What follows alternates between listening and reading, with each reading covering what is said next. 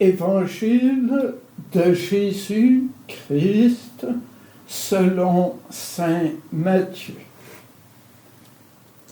Aussitôt, après avoir nourri la foule dans le désert, Jésus obligea les disciples à monter dans la barque et à le précéder sur l'autre rive pendant qu'il renverrait les foules. Quand il les eut renvoyés, il gravit la montagne à l'écart pour prier. Le soir venu, il était là seul. La barque était déjà à une bonne distance de la terre. Elle était battue par les vagues car le vent était contraire. Vers la fin de la nuit, Jésus vint vers eux en marchant sur la mer. En le voyant marcher sur la mer, les disciples furent bouleversés. Ils dirent « C'est un fantôme !» Pris de peur, ils se mirent à crier. Mais aussitôt, Jésus leur parla. « Confiance, c'est moi, n'ayez plus peur. » Pierre prit alors la parole. « Seigneur, si c'est bien toi, ordonne-moi de venir vers toi sur les eaux. » Jésus lui dit, « Viens. » Pierre descendit de la barque et marcha sur les eaux pour aller vers Jésus. Mais voyant la force du vent, il eut peur.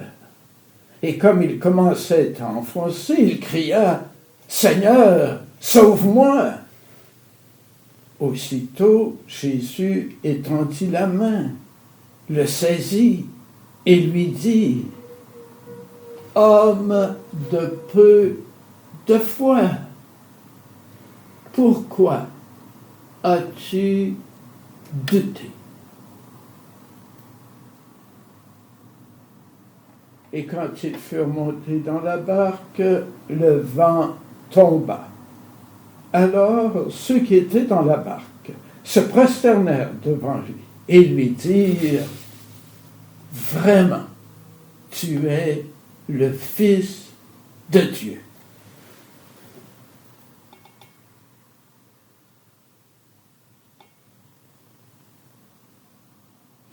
Pourquoi? Pourquoi? C'est pourquoi as-tu raisonné longtemps dans l'esprit de Pierre? Pourquoi a-t-il douté?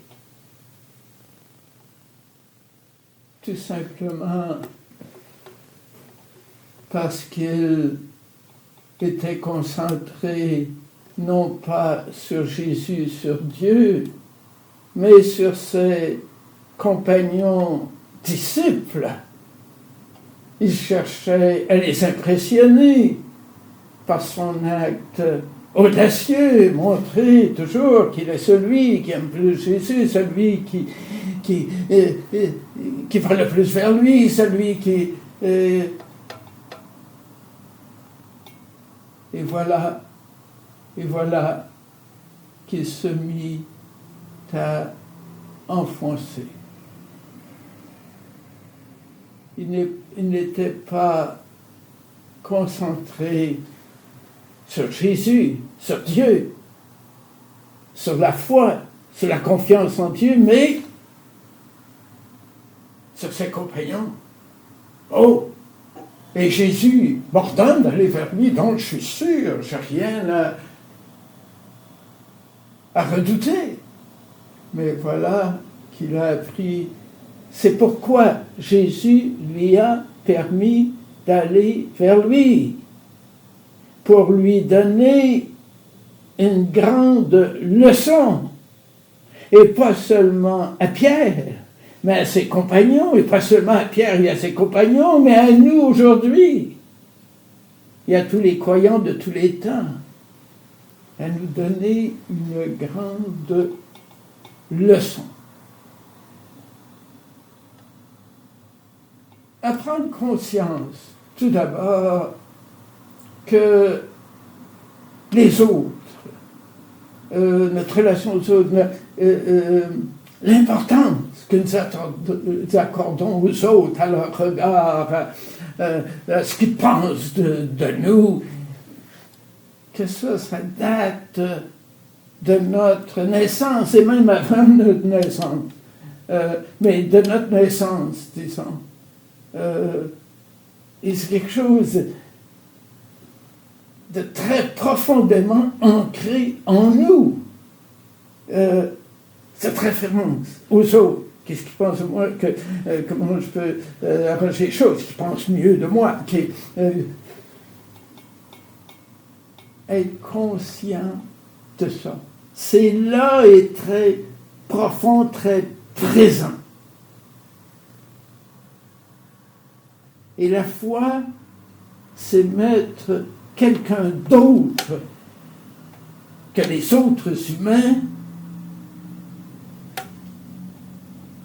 de me concentrer sur quelqu'un d'autre, sur Jésus, sur Dieu, sur Jésus, sur Dieu.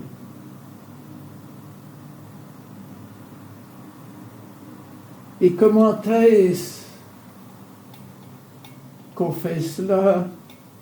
Eh bien, c'est comme Jésus au début de l'évangile, de cet évangile. On sait qu'avant la multiplication des pains, qui a précédé immédiatement, Jésus avait appris que Saint Jean-Baptiste avait été tué par Hérode. Et alors il était parti immédiatement et se rendre à un endroit désert, un endroit tranquille. Et tout à coup, la foule était là. Bon, finalement, il leur donne à manger. Mais après ça, tout de suite, c'est bien, s'envoie. Partez en barque. Précédez-moi. Et là, il est seul. Et là, il monte la montagne. Il monte la montagne. La plaine, c'est là où il y a toutes les activités, toutes les distractions, toutes les choses, tout ce qui se passe. On monte la montagne, on s'éloigne de tout ça. On s'éloigne de tout ça. Et on va vers Dieu. Vers Dieu. Vers Dieu. Symboliquement, Motaro, c'est aller vers Dieu. Et Jésus met à l'écart, alors seul. Ça veut dire que nous, il faut faire silence. Et pas seulement silence extérieur, s'assurer qu'il n'y a pas de bruit alentour et tout ça, mais silence intérieur, les pensées qui ne cessent pas de tourner dans notre tête, alors les laisser mourir peu à peu. Toutes ces pensées en rapport avec les autres, en rapport avec les choses de ce monde, laisser mourir tranquillement toutes ces pensées pour pouvoir se concentrer, pouvoir se concentrer sur l'objet de notre foi, sur Jésus, sur Dieu.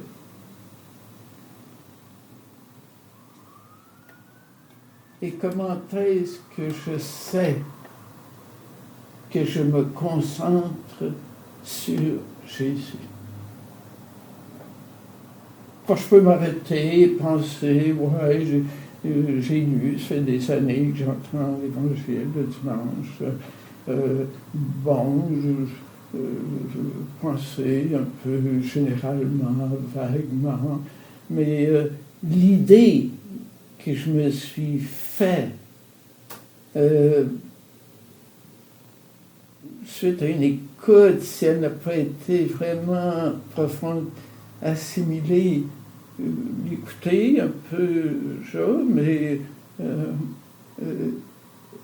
alors, à ce moment-là,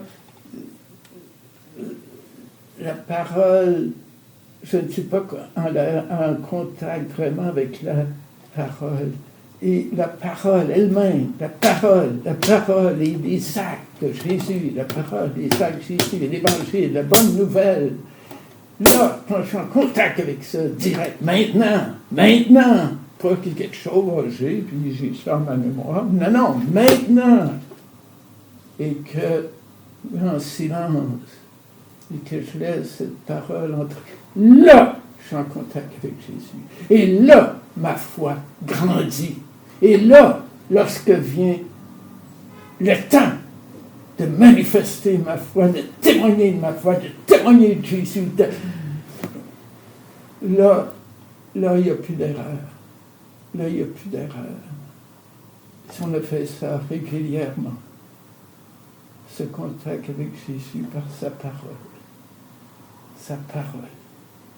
ses actes, la bonne nouvelle, la rentrée toujours plus profondément, parce que mon contact avec les autres, c'est profond. Alors, il faut que vous alliez à le profond, afin qu'il y ait une vraie foi.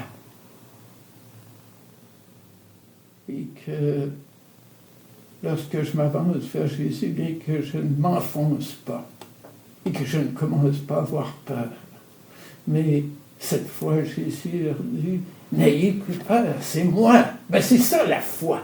C'est ça la foi.